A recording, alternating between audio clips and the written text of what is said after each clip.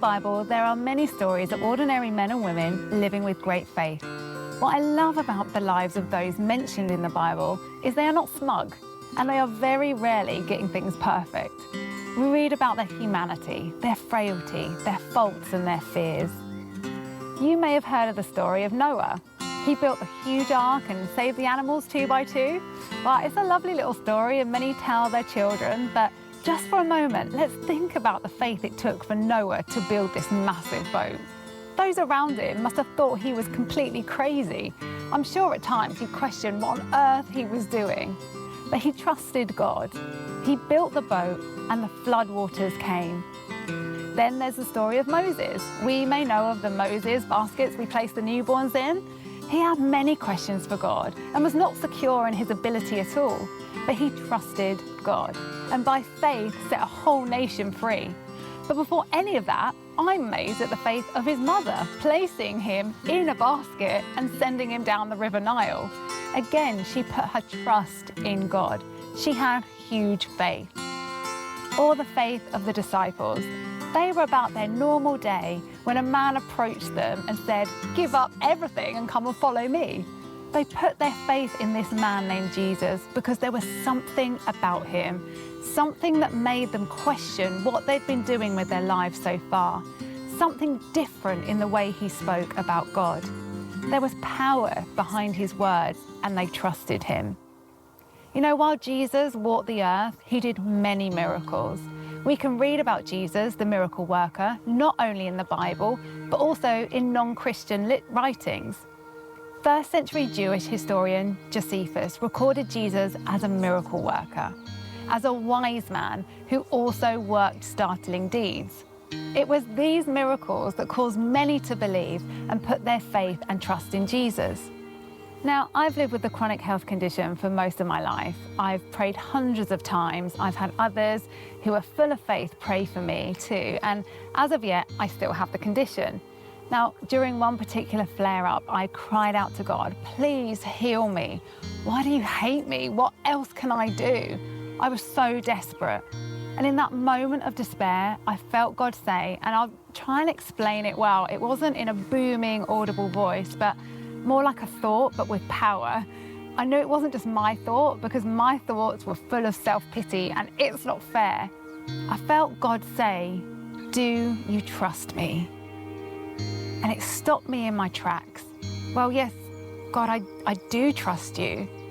I then had such an overwhelming sense of peace and security that despite my circumstances, God could be trusted and I was okay. Nothing had changed in the outside, nothing had changed in my body, but my faith had changed. I look back over the years and I saw how God's intervention didn't always come as miraculous healing, but he would guide me in ways to look after my body. He would give me wisdom of how to care for myself. I would know that maybe a certain food or a drink would make the condition worse, and this was long before recent scientific research has confirmed this. Psalm 22:24 says, "For he has not despised or scorned the suffering of the afflicted one. He has not hidden his face from him, but has listened to his cry for help." I love the Psalms. It's a book right in the middle of the Bible. But here we find honest conversations with God about suffering, about doubt and afflictions. But we also see how the writers cling to God, and it is their faith that God hears them and sees them, that he is working on their behalf, even if it doesn't look like it. You know, we can come to God honestly. I don't think doubt is the enemy of faith. Doubt can cause us to search for answers. Doubt can cause us to pray and to search for God. Doubt can cause us to read through the scriptures looking for truth. What can be an enemy of faith is fear. The fear to trust God, the fear to accept Jesus and the Holy Spirit, the fear to believe that God will still do a miracle. I might not have seen my miracle yet, but it doesn't mean I'm afraid to keep believing, to keep putting my faith in God. There's a wonderful story in the Bible of a woman who was healed of a different chronic condition. And why I love this story is the woman didn't follow a set of procedure or a prayer, pray certain prayers. She wasn't anyone in particular. She wasn't important in her community. In fact, due to her condition, she was an outcast. She would have had to have stayed away from all of the people. But the woman had heard about Jesus, and even though she knew she should stay away, she had to get to him. Let's read from Mark 5:24.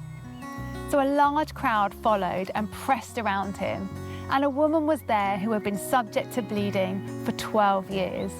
She had suffered a great deal under the care of many doctors and had spent all she had. Yet instead of getting better, she grew worse. And when she heard about Jesus, she came up behind him in the crowd and touched his cloak, because she thought, if I can just touch his clothes, I will be healed. Immediately, her bleeding stopped, and she felt in her body that she was freed from her suffering. At once, Jesus realized that power had gone out from him. He turned around in the crowd and asked, "Who touched my clothes?" "You see the people crowding against you," his disciple answered, "and yet you ask, 'Who touched me?'" But Jesus kept looking around to see who had done it. Then the woman, knowing what had happened to her, came and fell at his feet, and trembling with fear, told him the whole truth. He said to her, "Daughter, your faith has healed you. Go in peace and be freed from your suffering." This story still gives me hope. But more than just hope for my situation, I love how this story shows the desperation of the woman. She tries to sneak a miracle because she feels unworthy to be in the presence of Jesus. She's an outcast. She's not good enough. And when Jesus realizes that power has gone from him, she comes trembling. But Jesus shows us once again why we can trust him. He doesn't reprimand her. He doesn't tell her to go and clean herself up and then present herself at the church at the appropriate time. He says to her, "Daughter, your faith has healed you." We don't need to know or understand everything. We might not know the words to say. This woman just wanted to touch a bit of his clothing. Wherever you are today, whatever you face, you too can reach out to Jesus. He might not physically be in our town centre today, but he is only a prayer away. For more resources on how to start this journey of faith, head to the website on the screen, tbnuk.link/exploring. So come honestly to God today. Pour out your heart to him. Give him your doubts.